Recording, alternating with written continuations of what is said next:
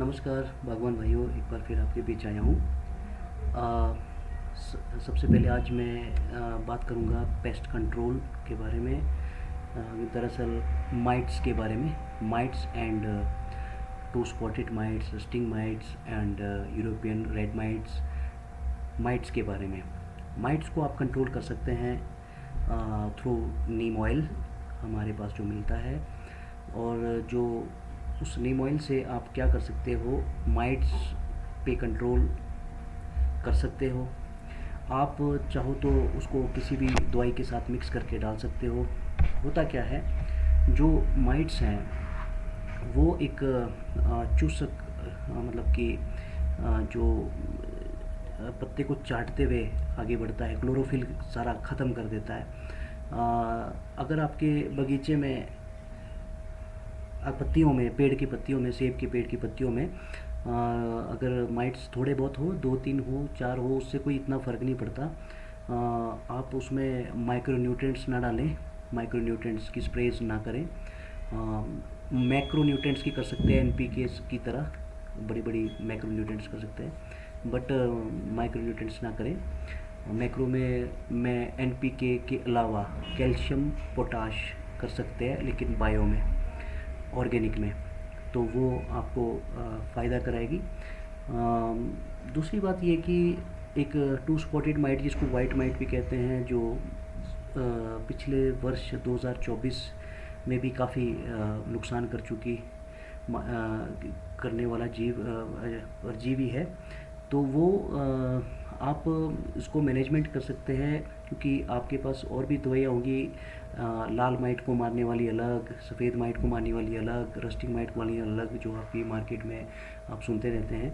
But मैं इसका एक रामबाण बता रहा हूँ कि आप नीम ऑयल से करंट इसको टोटली कवर कर सकते हैं।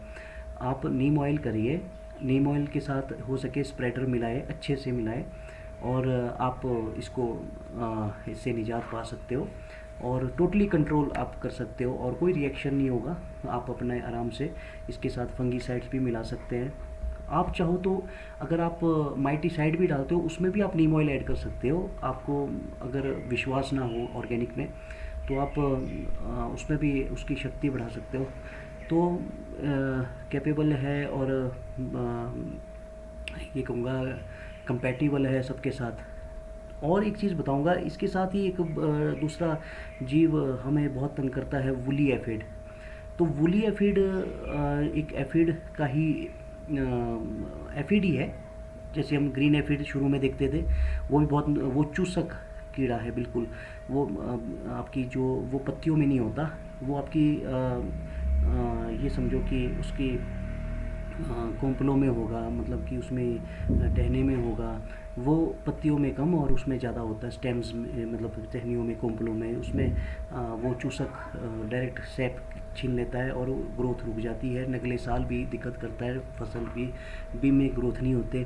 तो ये मैं कहूँगा कि आप उसमें हो सके वुलिया फीड के लिए मैं एक अलग से स्पॉट स्प्रे कहूँगा। स्पॉट स्प्रे आपने कैसी करनी है, आप नीम ऑयल जो है 1 लीटर एक ड्रम में डाल के, मैं आपको डोज़ बता दूंगा सब कुछ।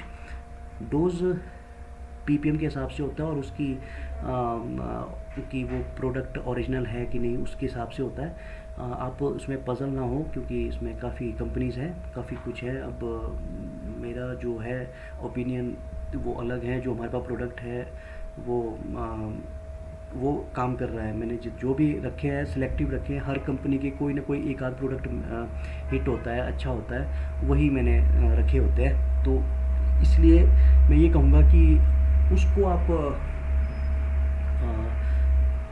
यूज़ करें, आप विश्वास करें, 1 लीटर एक ड्रम में डालें और स्पॉट स्प्रे करें, और जहाँ जहाँ हैं वहीं वहीं करें। उससे आपका फ़ायदा क्या होगा कि आपको माइट में भी डबल नुकसान दोगे।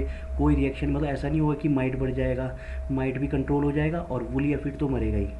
आप अच्छे से उसको भिगो के, हाँ उसमें भी स्प्रेडर आप डालो, हो सके तो उसमें डिश वॉश करने के लिए जो लिक्विड होता है, वो लिक्विड डिश वॉशर भी आप थोड़ा ऐड कर सकते हैं, जिससे उसकी और वो बढ़ सकती है। अगर कर सकते हैं, अगर नहीं करना तो स्प्रेडर ही ठीक है। स्प्रेडर अच्छा काम करता है उस पर, क्योंकि होता क्या है, मेरा अपना पर्सनल एक्सपेरिमेंट है। जो पत्ती जो है ना वो इस तरह से लेमिनर होती है। तो जैसे पत्ती अ, आगे से ऐसी होती है, कई बार ऐसी होगी ऊपर को। तो उसमें क्या होता है कि हम जब नॉर्मल स्प्रेज करते हैं, नॉर्मल स्प्रे जैसे कर दी, तो जो है माइट्स किल हो जाती है एक टाइम में। जैसे किल होगी उसके बाद क्या होता है, जैसे माइट किल होगी, फिर उसके बाद हम कुछ दिन बाद जाते हैं तो दोबारा माइट्स पाते हैं कि अरे ये क्या हो गया, ये माइट्स दोबारा कहाँ से आ गई। होता क्या है, आप अगर स्प्रेडर या स्टिकर यूज़ नहीं करते, उससे क्या होता है कि जो दवाई है हमारी ट्रांसलेमिनर होती है, मतलब ऊपर नीचे अप डाउन काम कर रही है। अप डाउन तो काम कर रही है दवाई, लेकिन जब वो कोना जो उसका है, कौन माइट वहाँ जाके छिप जाती है, और वो जब तक उसका ख़त्म हो जाता है दवाई का, वो फिर दोबारा से आ जाती है। तो ये मतलब कि मैंने पर्सनली देखा है, मतलब जितना मैं देख सका। ये पिछले वर्ष बहुत माइट था, इस साल भी है। तो आप पूरा अगर स्प्रेडर डालोगे तो स्प्रेडर कोने कोने तक चले जाता है, तो उस मतलब लेफ़्ट राइट नहीं हो रहा, अप डाउन हो रहा है। अप डाउन की दवाइयाँ बड़ी अच्छी आ रही है, ट्रांसलेमिनर अच्छी दवाइयाँ आ रही है। आप लेफ़्ट राइट की दवाइयाँ सिर्फ स्प्रेडर और स्टिकर में ही मिलेगी। आपका काम तभी पूरा होगा जब आप प्रॉपर इसको करेंगे। तो ये मेरा एक पर्सनल एक्सपीरियंस है, तो आप भी इसको कोशिश कर सकते हैं। और अधिक जानकारी के लिए और मुझे आप मैसेंजर में मैसेज कर सकते हैं, व्हाट्सएप कर सकते हैं।